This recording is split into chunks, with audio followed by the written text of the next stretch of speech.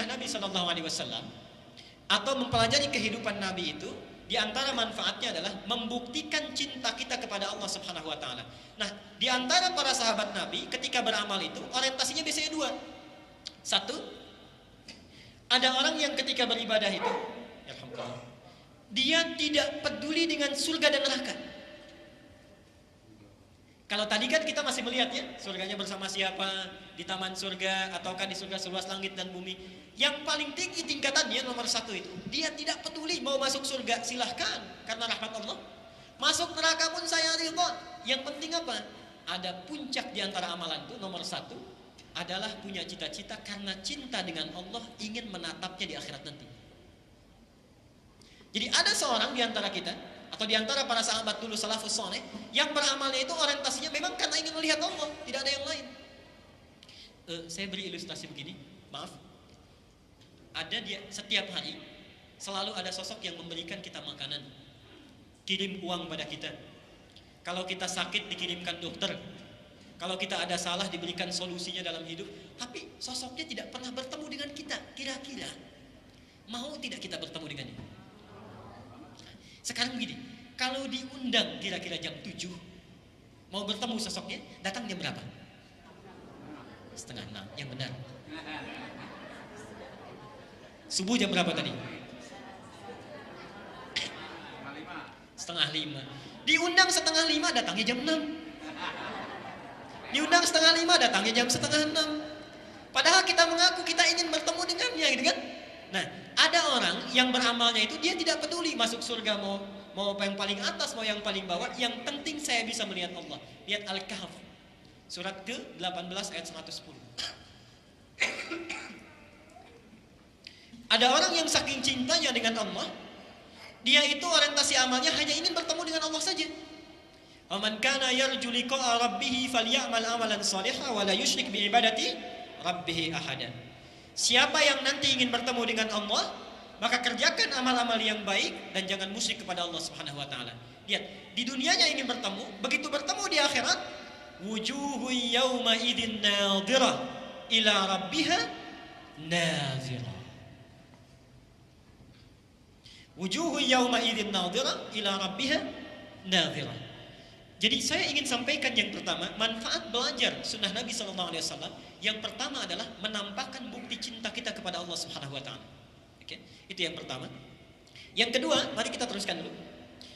Manfaat kita belajar sunnah Nabi SAW adalah ma'rifatu hayatin Nabi SAW hayatan kamilatan, mengetahui seluk-beluk kehidupan Nabi SAW secara paripurna.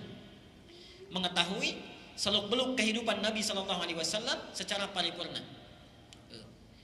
Kalau saya sebutkan begini, sunnah Nabi yang terbayang apa ya?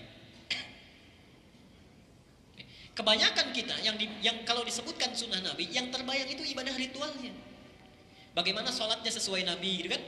Bagaimana zakatnya sesuai Nabi, umrahnya sesuai Nabi. Padahal dalam hidupnya Nabi juga tidak melulu sholat, Nabi juga tidak melulu umrah, Nabi juga tidak melulu hanya mengatakan masalah hal-hal ibadah ritual saja. Tidak, Nabi adalah seorang manusia yang normal, yang kadang-kadang beliau makan.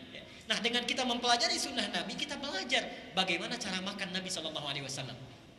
Mungkin tidak banyak yang tahu di antara kita. Misal, maaf ya, ini kan ada bapak-bapak nih, bapak dulu ya, jangan dulu ibu. Bapak-bapak kalau keseharian ingin seperti Nabi, ingin mengikuti sunnah Nabi, dan kemudian menjauh dari segala apa yang dilarang. Saya ingin tanya ini, Nabi itu Pak, di antara sunnahnya, kalau setelah makan tuh cuci piring sendiri. Cuci piring sendiri itu Nabi. Ya. Itu Nabi SAW. Jadi ketika beliau makan misalnya sudah dihidangkan, di antara sunnah Nabinya, inilah pentingnya kita belajar sunnah Nabi. Bagaimana Nabi itu makan, bagaimana Rasulullah menghadapi hidangan. Kebanyakan selama ini kan kita cuma belajar bagaimana sholatnya Nabi, takbirnya sesuai Nabi, tapi kita tidak pernah mengkaji bagaimana sih kehidupan Nabi kesehariannya. Ternyata Nabi itu orang yang bukan melulu senang sholat, tapi ketika dihidangkan makanan, itu qanaah dengan makanannya. Contoh misal, bagi kita yang ingin mengikuti Nabi, Nabi mengatakan, idza quddimat ta'amu faltaqna. Kalau makanan sudah dihidangkan, jangan dikomentari. Jangan dikomentari. Kita lihat, kalau enak kita makan, kalau tidak enak, tidak kita komentari. Yang kedua, kita nanti akan tahu bahwa Rasulullah itu Masya Allah, setelah beliau selesai makan, cuci piringnya sendiri. Ada misalnya pakaiannya yang bolong-bolong dijahit sendiri. Ya. Nah, ibu-ibu di belakang. Ya. Tapi juga begini maksudnya, meneladani dengan keteladanan yang cerdas gitu ya. Kalau nggak bisa jahit ya latihan dulu Pak ya, bukan berarti harus jahit sekarang, nggak juga. Maksudnya ya pergi ke tukang jahit sendiri gitu ya. Saya teruskan dulu.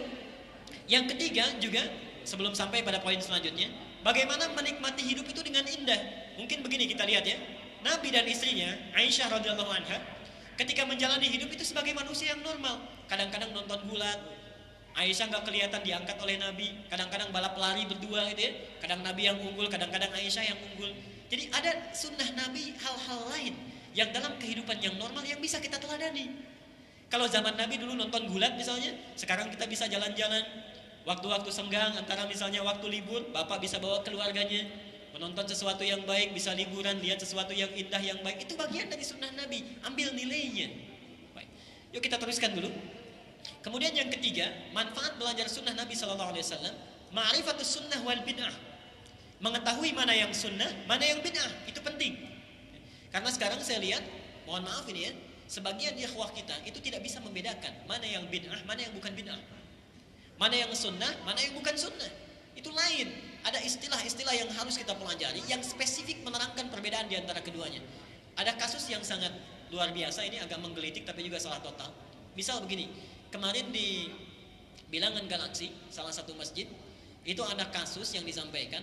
Sebagian aliran mengatakan, maaf ini, bahwa sekarang di antara sunnah Nabi itu dilarang kita berinteraksi masalah keduniaan, termasuk jual beli itu dengan non muslim.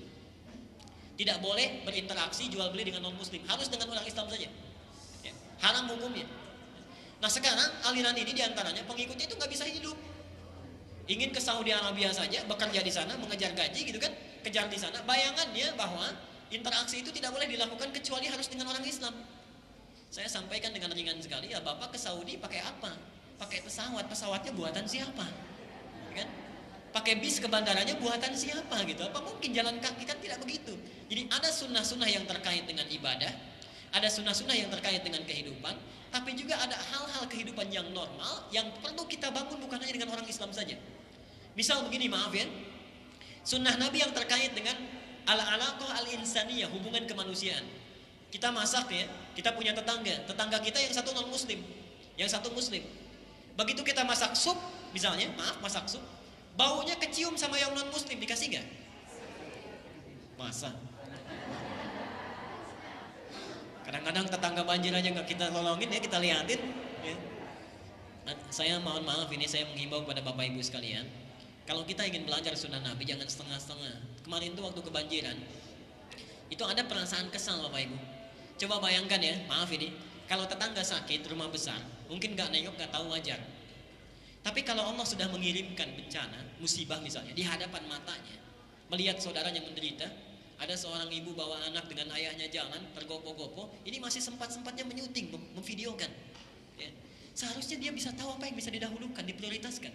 Justru Allah tampakkan ladang amal di hadapannya untuk bisa digarap dalam hidupnya menjadi ibadah. Kalau sudah ditampakkan di hadapannya belum juga mau beribadah, dengan cara apa lagi dia dibantu bisa ibadah? Ya. Dengan cara apa lagi gitu? Ini masih ada orang yang sedang menderita, orang-orang lain sedang diuji dengan musibah, dia masih bisa mengabadikan itu sempat-sempatnya gitu ya. Memang tidak dilarang silakan, tapi ada prioritas dalam amalan kehidupan kita. Ma'rifatus sunnah wal bid'ah, mengetahui mana yang sunnah, mana yang bid'ah. Baik. Selanjutnya yang keempat, raf'ul haraj indam imtithalil awamir. Mengangkat satu kesulitan ketika kita ingin menunaikan ibadah. Apa maksudnya? Ada dalam ibadah-ibadah kita, ketika Nabi SAW memberikan contohnya dalam kehidupannya, memberikan sunnahnya, di antaranya tidak satu dua contoh saja. Misal ada yang tidak cuma satu contoh, ada yang dua contoh, ada yang tiga contoh. Nah, diberikan banyak gambaran ini, ketika tahu ilmu tentang sunnah Nabi, ini bisa memudahkan cara kita beribadah. Saya beri contoh gambaran begini misalnya. Kalau dalam sujud apa dulu yang didahulukan? Tangan dulu atau lutut dulu? Saya ulangi, yang barusan ngaji di Baitur Rahim mungkin sudah ada jawabannya ya. Kalau kita akan sujud, sunnah nabinya tangan dulu atau lutut dulu? Yang tangan dulu unjuk tangan. Baik. Yang lutut dulu ajungkan tangan. Baik. Berarti ini yang yang angkat tangan, yang tangan, yang lutut itu kaki duluan ya? Atau kepala duluan?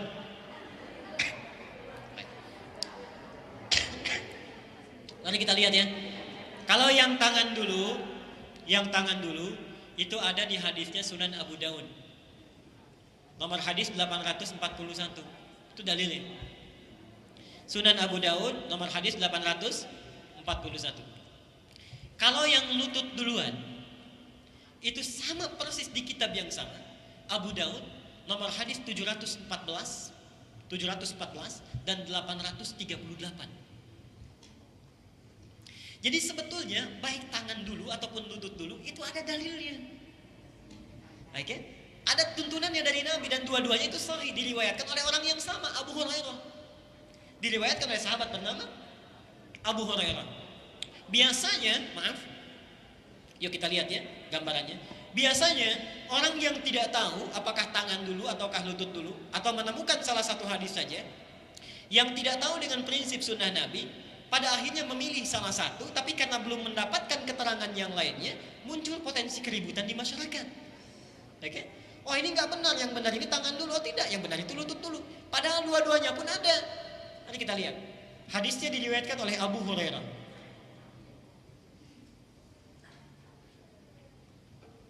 Yang tangan dulu itu ada di Abu Daud. Jadi tidak ada di Al-Bukhari, tidak ada di Muslim, yang ada cuma di Abu Daud. Nomor hadis 841 ini yang tangan dulu. Kata Nabi, "Idza sajadta, kalau engkau akan sujud, fala tasjud kama yabrukul ba'ir." Jangan sampai engkau sujud seperti duduknya seekor unta. Awas, ini suka kalau tidak tahu bahasa Arab, biasanya terjemahannya sama saja. Unta itu punya 4 nama dalam bahasa Arab. Lihat bagaimana Nabi detailnya menggambarkan bahasa unta. Satu disebut dengan ibil. Afala yanzuruna ilal ibili kaifa khuliqat. Kalau ibil itu artinya unta umum. Umum untanya, mau jantan mau betina itu unta. Yang kedua, unta jantan namanya Jamal. Apa tertawa? Ada Pak Jamal di sini?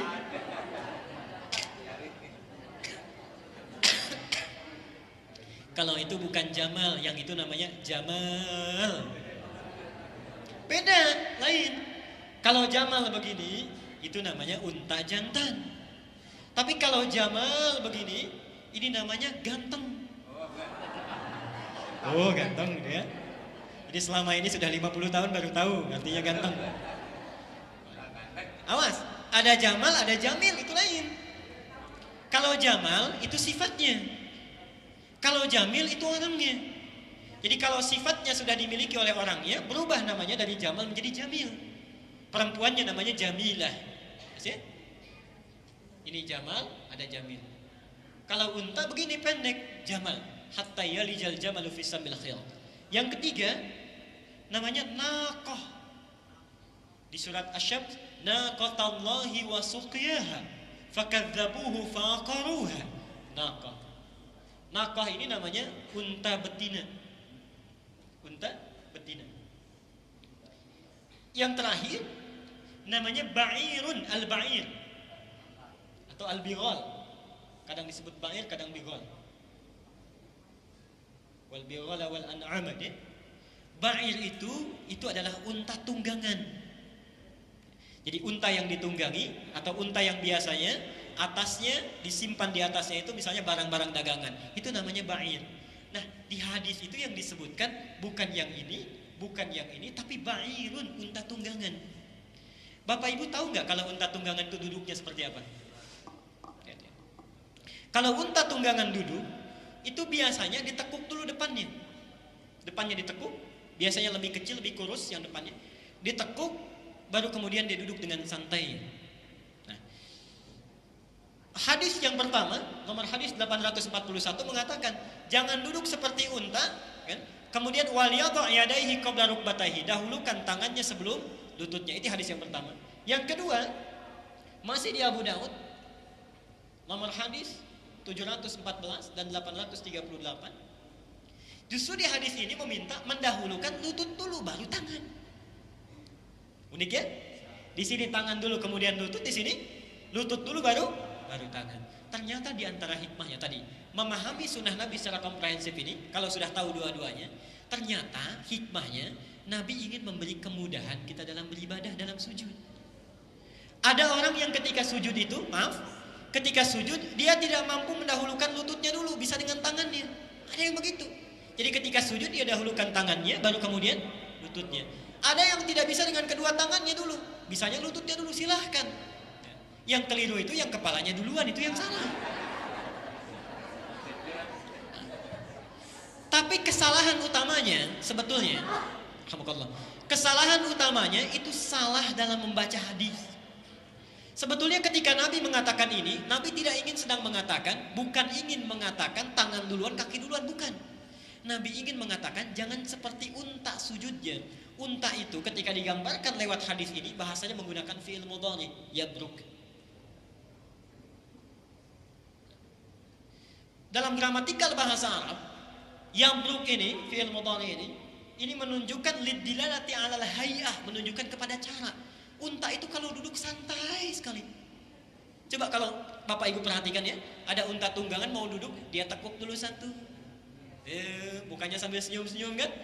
Lihatkan giginya gitu, tepuk. Baru setelah dia duduk, dua-duanya ditekuk gitu kan? Nah, yang dimaksud itu baik tangan dulu ataupun dua lutut dulu, jangan santai sujudnya. Seperti unta. Misal kita mau sujud dengan dua lutut dulu. Allah. Atau saking malasnya tangan dulu kita dahulukan, Allahu Akbar. Itu yang dimaksud. Jadi bukan karena tangan duluan, bukan karena lutut duluan. Mau lutut dulu silahkan, mau tangan dulu silahkan. Yang keliru itu ketika terlalu santai dalam sujudnya. Itu maksudnya. Ya, jelas ya? Baik. Saya akan cepat dulu selesaikan. Baik. Yang terakhir, ini adalah raf'ul ikhtilaf fil ibadah. Raf'ul ikhtilaf fil ibadah. Meminimalisir perbedaan-perbedaan ketika kita menunaikan perintah Allah Subhanahu wa taala dalam beribadah. Jadi orang yang tahu sunnah Nabi sallallahu alaihi wasallam itu biasanya enggak pernah ribut. Tidak pernah berselisih. Karena di antara sunnah Nabi itu adalah, ini yang paling tinggi. Sunnah Nabi yang paling tinggi itu adalah akhlak. Hati-hati, sunnah Nabi yang paling tinggi adalah akhlak. Jadi kalau ada di antara kita, misalnya dalam kesehariannya sholatnya bagus, takbirnya sesuai Nabi, sujudnya sesuai Nabi, tapi senang berselisih dalam hidupnya, itu pun mengikuti sunnah Nabi, tapi menepikan sunnah yang lainnya. Jelas ya? Nah, di antara yang terakhir itu adalah meminimalisir perbedaan. Dengan kita belajar sunnah Nabi SAW, kita bisa menggali mana yang menjadi ibadah, mana yang menjadi tuntunan muamalah, dan bagaimana menampilkannya dalam kehidupan kita.